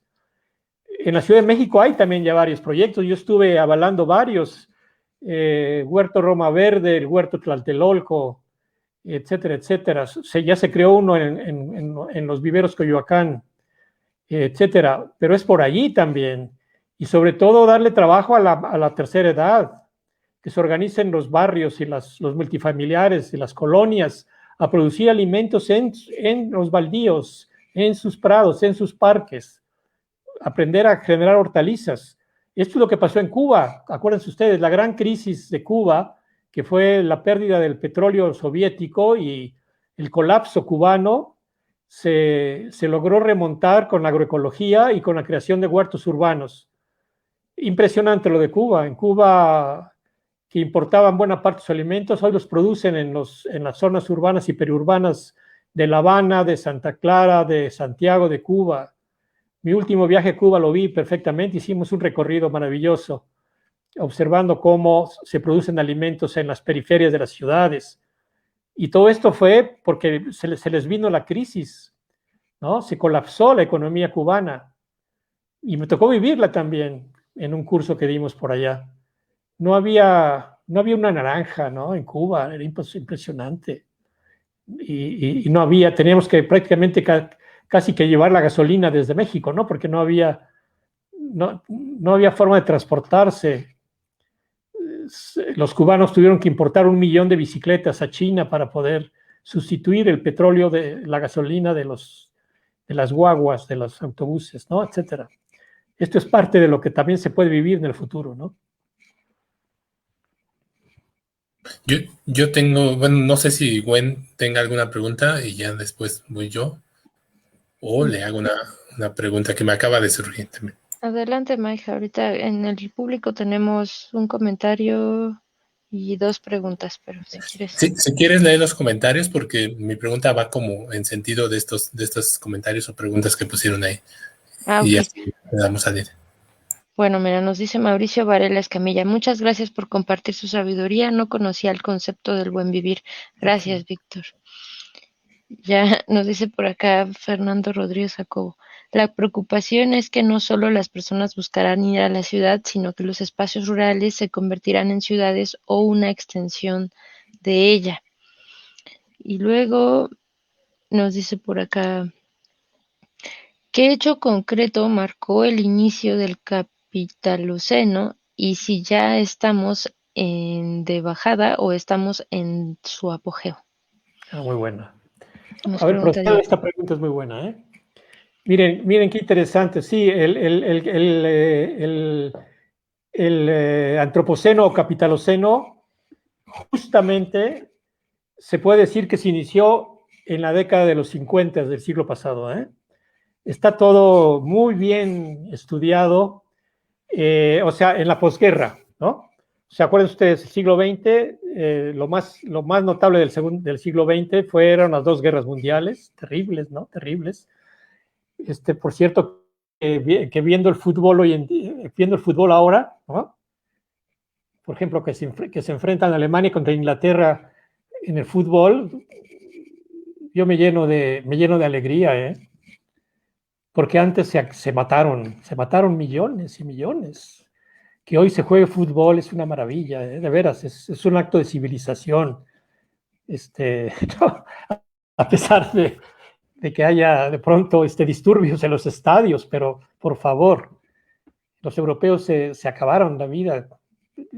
Por favor, a los que me están escuchando, lean sobre la Guerra Mundial. Hay un documental en Netflix que se llama, creo que de Segunda Guerra Mundial hoy, algo así. Fueron 15 horas este documental en Netflix, pero véanlo porque no podemos ignorar lo que sucedió con las guerras mundiales, sobre todo con la Segunda Guerra Mundial, ¿no? Bueno, después de las dos guerras mundiales vino un periodo en el mundo de restauración, y justamente a partir de 1950 más o menos todo se acelera, todo. Cuando yo doy las conferencias sobre este tema, paso todas las gráficas en que todo aumentó, ¿no? Número de automóviles, número de refrigeradores, uso del petróleo, todo. Y, digamos, es lo que se llama la gran aceleración, ¿ok? Y que, digamos, pues dio un periodo de bonanza más o menos en el mundo, que comienza a entrar en crisis, y que, pues, la primera gran crisis que se viene económica es ahora en el 98, ¿no? Y ahora, pues, con lo de la pandemia y la crisis también ahora, pues, es tremendo lo que estamos viviendo. Perdón, sí, repite un poco la crisis de los 20, ¿no? La gran crisis económica.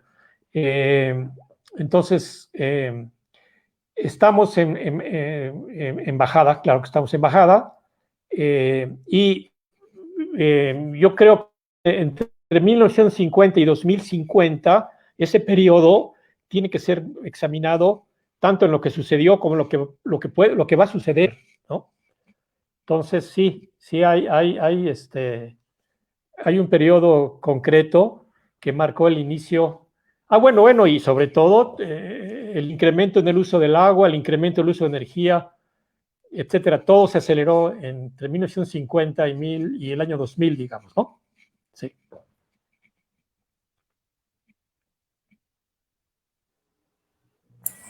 Bueno, creo que ahora sí puedo plantear mi pregunta, porque es bien, bueno, sin duda este comentario de Xochitl Serrato es muy bueno, ¿no?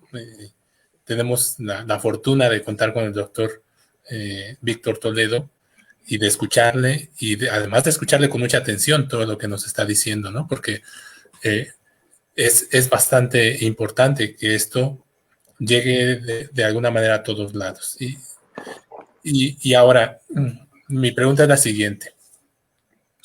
Tenemos esta crisis civilizatoria que arranca con esto que usted nos está contando, que es una trayectoria que de alguna manera ya se proyectaba con el capitalismo, ¿no? Desde Marx. Bueno, Marx como teórico, pero en realidad pues todo ya venía moviéndose desde antes, ¿no? Marx lo describe y lo critica y lo publica, y de ahí se dinamita una serie de críticas que dieron pie a otras cosas, ¿no? Socialismo, comunismo, etcétera, y todas las variantes, ¿no? Que también fracasaron también. Así es, ¿no? Por ahí, en un libro que es muy bueno, que es Masa Crítica, de Boll, se habla de que precisamente el socialismo y el comunismo fracasan porque son igual de lineales que el capitalismo, ¿no? Igual de deterministas que el capitalismo.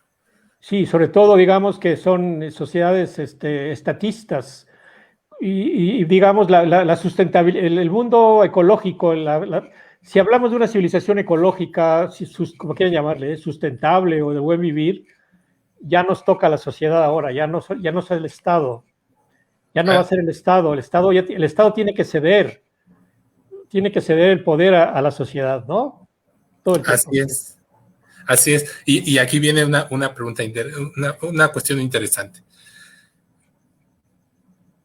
La inercia de estos modelos, de estos sistemas capitalistas, ha llevado a despoblar las zonas rurales, ¿no? también en parte esto que comenta nos lleva a que en los siguientes años la mayoría de la población va a vivir en las ciudades, ¿no? Y hay un fenómeno interesante, ¿no? Raro y feo, que es que las sociedades también están expulsando gente, ¿no? Hablábamos de esto que es la gentrificación en otros programas, hablábamos de esto que es que los grandes capitales concentran, por ejemplo, su influencia en las zonas habitables y al mismo tiempo hacen que esas zonas se deshabiten, ¿no? Y por otro lado, hay una conversión claramente visible en el norte de la Ciudad de México, en donde se fueron las industrias, se relocalizaron en otros lugares y quedaron esas áreas vacías que después fueron pobladas, por ejemplo, por grandes unidades habitacionales, y algunas de ellas fracasaron y están completamente vacías en estos momentos. Es decir, estamos también ante un escenario donde fracasan los gobiernos permeados por el capital, digamos, y en ese escenario y en el escenario en donde todo se está concentrando en las ciudades, pareciera que la toma de acciones, pareciera que esta vuelta se encuentra en las zonas rurales. Ahora, nosotros como científicos, nosotros como personas que, digamos, estamos informados, ¿cómo ir como apóstoles, digamos, de esta cuestión, de este cambio social, hacia esas zonas rurales para darle la vuelta a esta cuestión? Y el panorama es interesante, ¿no? Porque, por ejemplo, la misma UNAM se convirtió más en una universidad urbana que una universidad rural, ¿no? Obviamente la UNAM está encargada de educar a la clase media, ¿no?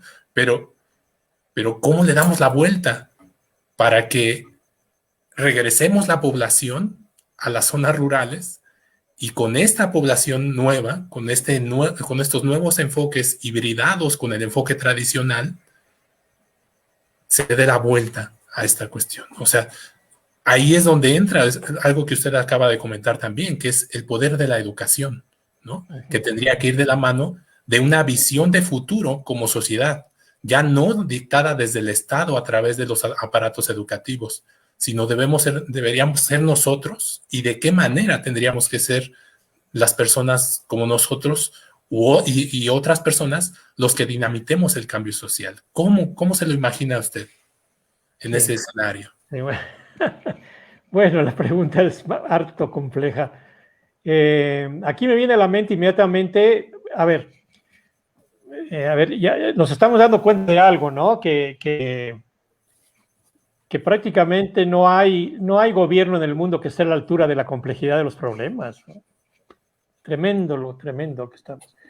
Y bueno, y aquí, digamos, yo quisiera llamar la atención sobre otro de los proyectos que me parecen muy acertados del gobierno actual. Es el gobierno de las universidades Benito Juárez, que también yo estuve participando en el diseño. Bueno, y por ahí estuvo también Omar Rojas intentando. Sí, muchas gracias.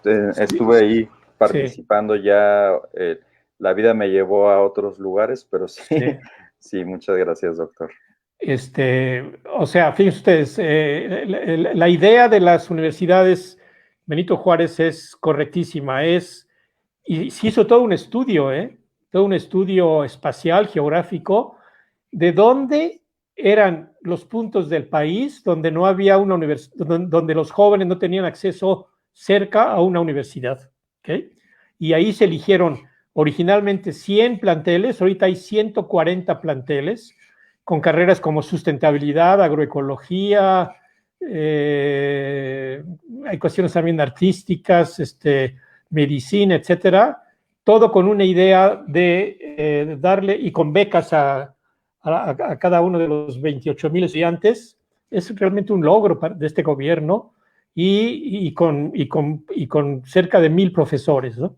Y las universidades, las construían las comunidades, que eso es algo, donaban incluso los terrenos, varias comunidades, y se sumaban a la construcción de... Exacto. Y también con una idea ecológica, porque todas están buscando energía solar, reciclaje del agua, reciclaje de basura, tener huertos en cada plantel. O sea, es una idea otro proyecto muy rescatable de este gobierno, ¿no? Perdón, pero ya me perdí. Perdón, me perdí.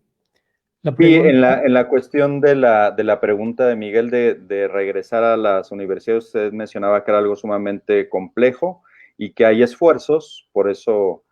sí. Bueno, que hay... Sí. Sí. Entonces, digamos, ese sería, digamos, ya un pequeño esfuerzo que se está haciendo, pero efectivamente el tema es de una política territorial, de territorio. Uy, está complicadísimo, ¿no? Porque también de nuevo hay que acotar. Miren, un gobierno mínimamente a la altura de las circunstancias sería aquel que logra acotar los mecanismos de voracidad del capitalismo, ¿no? Porque en el caso de la vivienda, bueno, el caso de Cancún, que lo conocí también un poco, tremendo, ¿no? Cancún, en 30 años, 40 años pasó de ser una villa de pescadores a una ciudad de más de ya no sé cuánto es, más de 1 millón de habitantes, ¿no?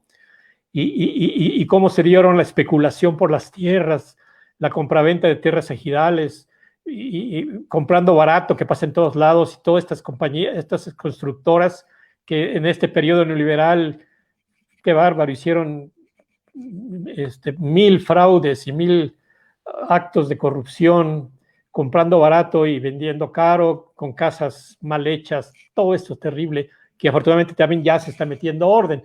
Pues es un problema muy complejo, pero que va a llevar tiempo y que requiere de una política territorial, ¿sí, no? Muy clara, ¿no? Pero imagínense ustedes la dimensión del problema, ¿no? No es nada fácil cambiarle toda la ruta y reivindicar lo rural, pero en fin, pues esto va a ser una combinación entre educación con toma de conciencia y política pública, ¿no? Tenemos muchas. Totalmente de acuerdo. Ya hay muchas preguntas, el tiempo se nos agota, cada vez tenemos más personas en vivo, ya somos 40 que están aquí pendientes desde YouTube y Facebook. Bueno, voy a leer 2 comentarios y luego vienen un par de preguntas. Nos dice por acá Mauricio Varela. En el 2019 tomé en Acuexcomatl, Xochimilco, CDMX, unos cursos de huertos urbanos. Ojalá siga vigente. Okay. Luego nos dice Ramón, saludos al doctor Toledo y al estimado Miguel. Les quería comentar que, en mi opinión, el consumo no es el aspecto más criticable del capitalismo, sino la acumulación del valor y capital. Sí. Nos dice por acá Irving, todas las crisis y problemas mayores que vivimos hoy se deben a la sobrepoblación humana. Okay. Bueno, son varios factores. Octavio Rocha nos pregunta, ¿estaremos llegando al final de nuestra era? Por lo que se ve, no solo es una crisis ecológica y social, esto empieza desde las bases profundas de cada ser humano. Bueno, hay una dimensión individual, por supuesto.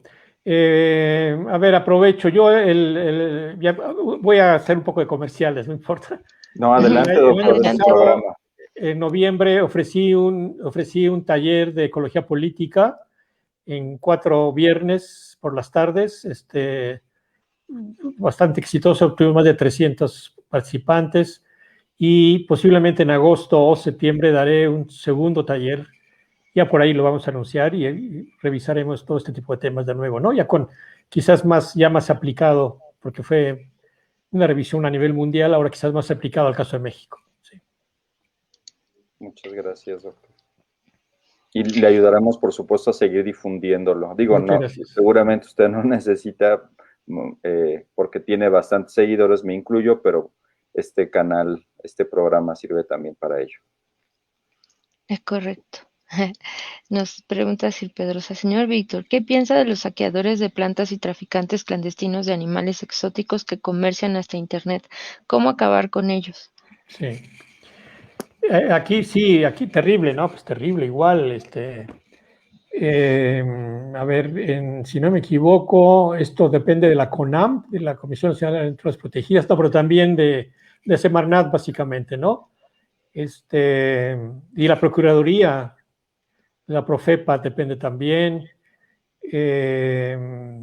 Aquí sí lamentamos las limitantes del presupuesto.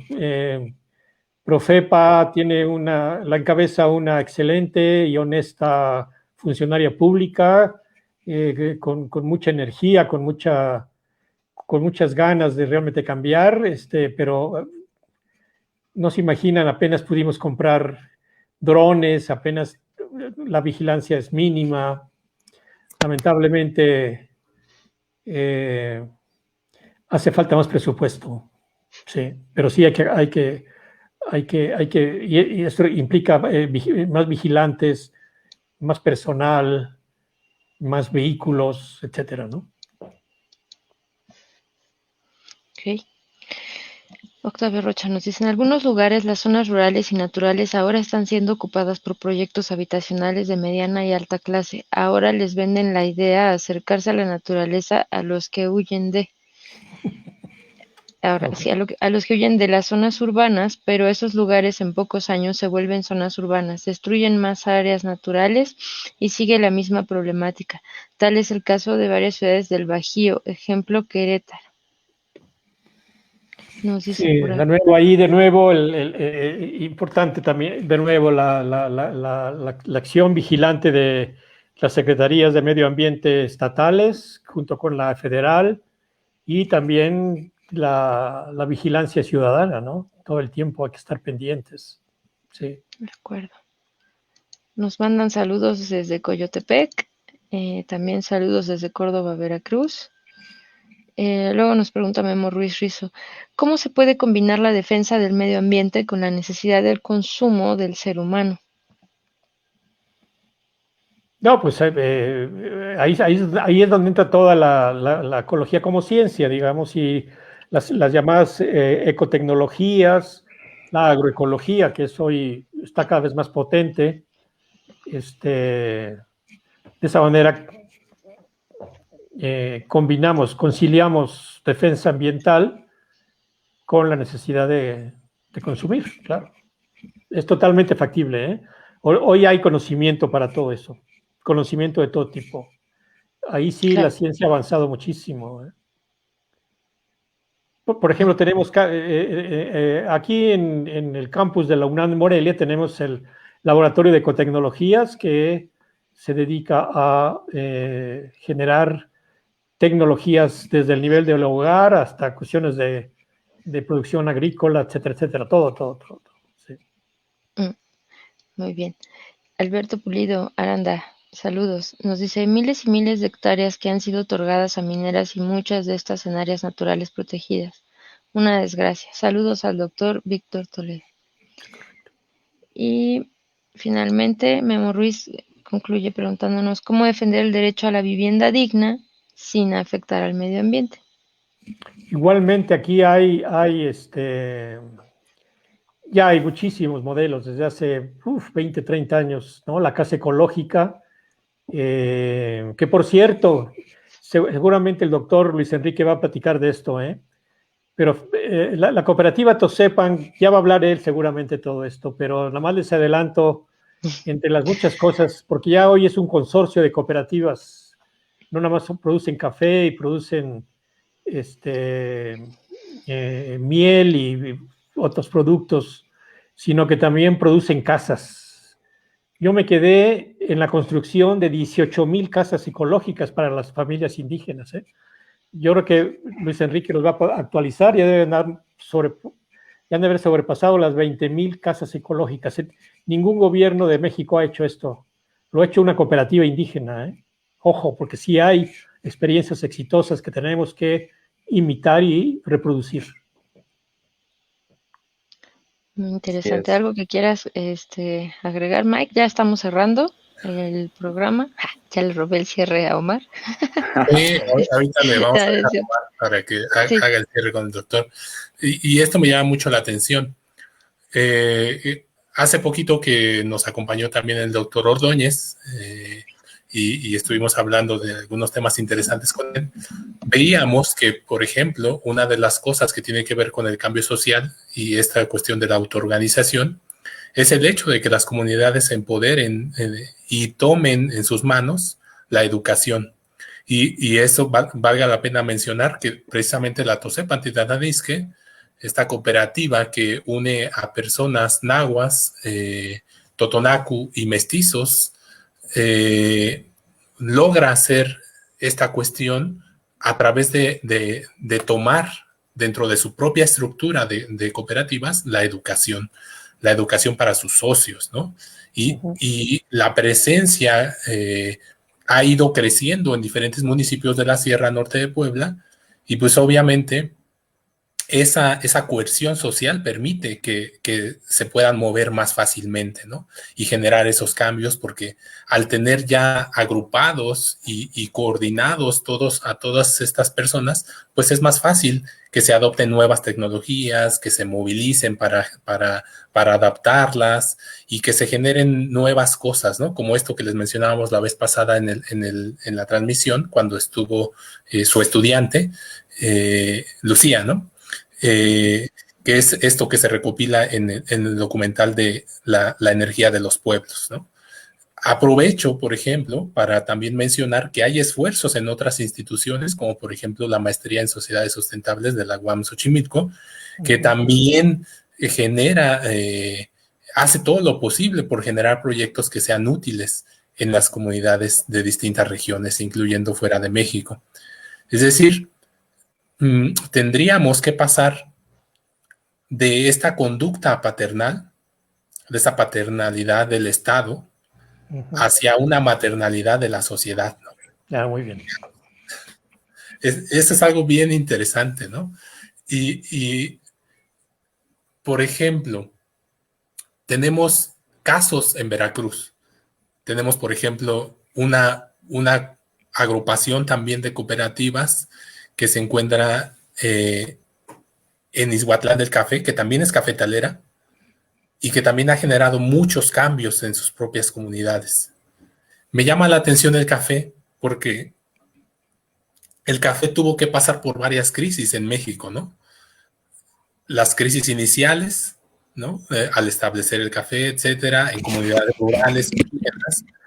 Luego, el paternalismo del Estado fundó este Instituto Mexicano del Café, que después desapareció y dejó indefensos a las personas, a los productores, pero esa indefensión permitió que se reagruparan y salieran adelante más fuertes de la mano de estas cooperativas y de estas organizaciones sociales.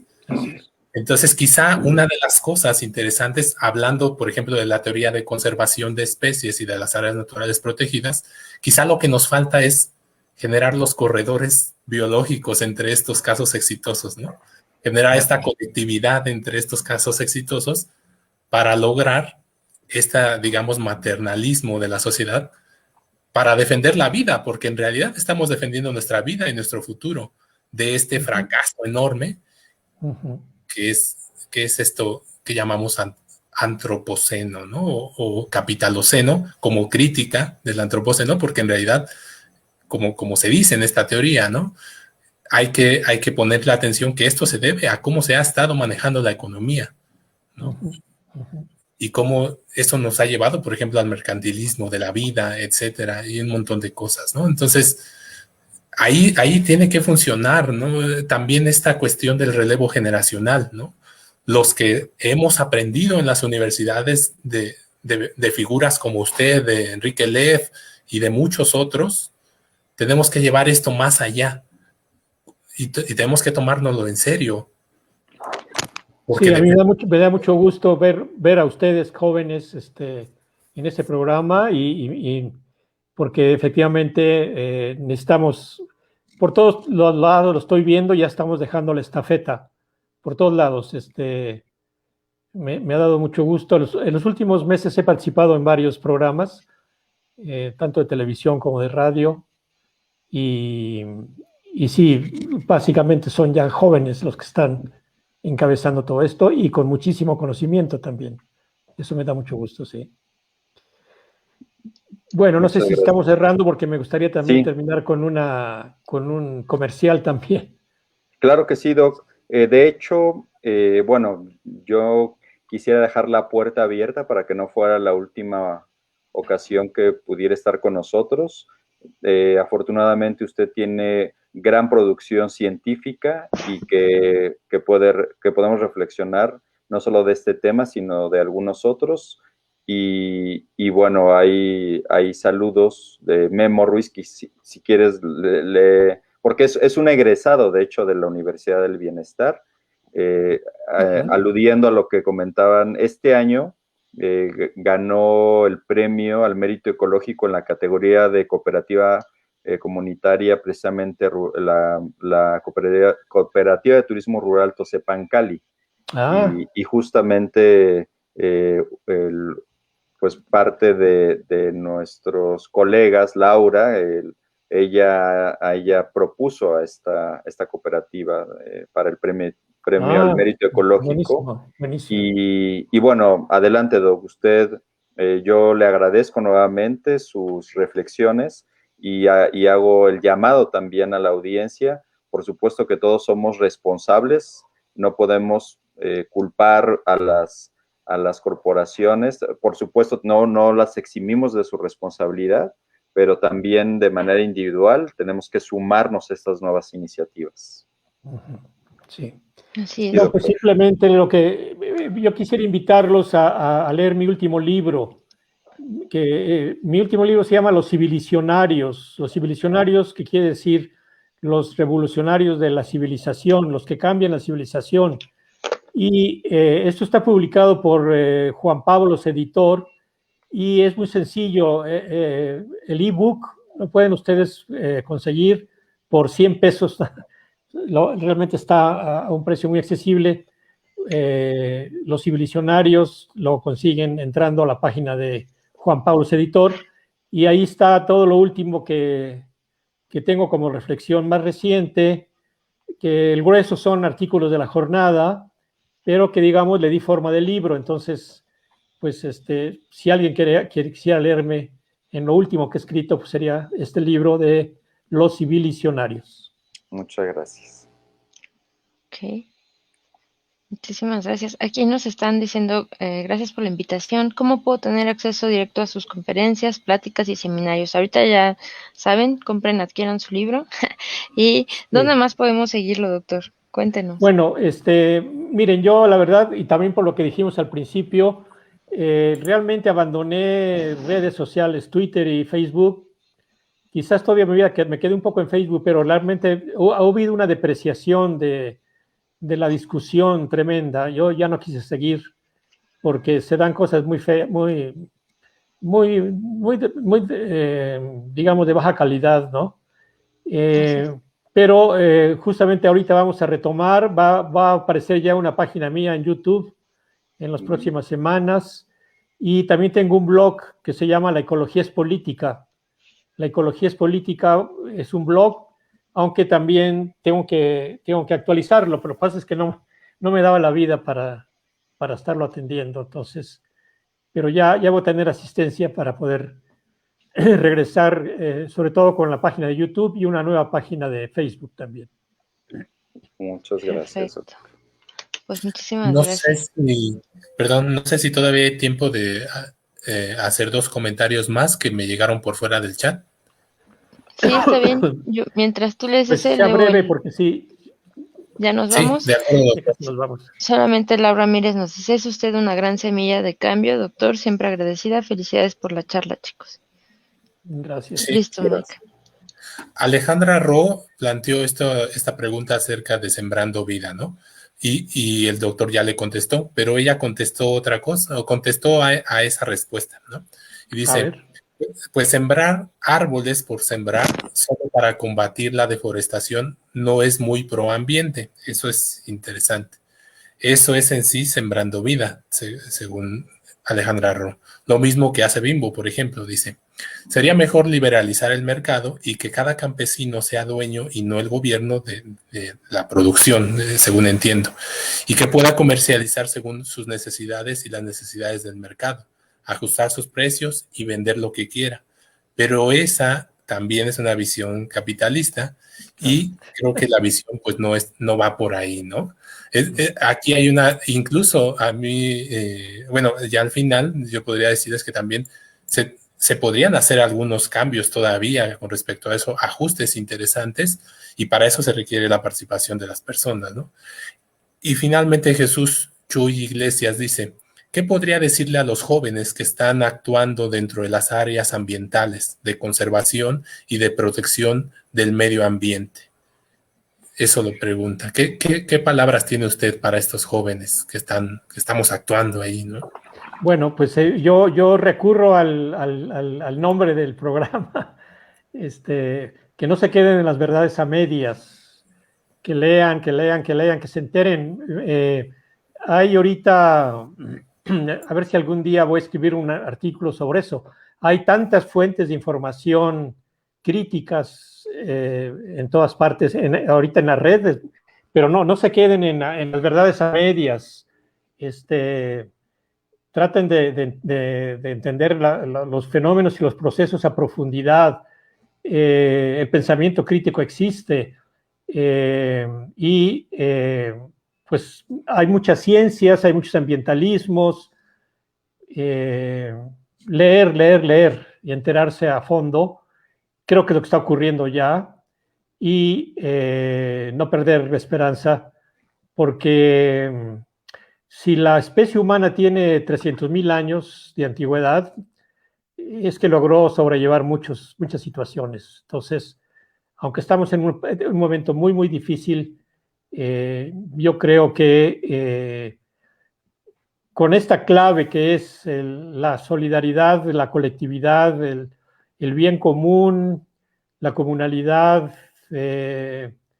la acción, la reciprocidad, esa es la clave para salir, no el individualismo, no lo que se ha pregonado en el mundo moderno, que es exactamente la antítesis de la fórmula secreta de la especie humana, ¿no?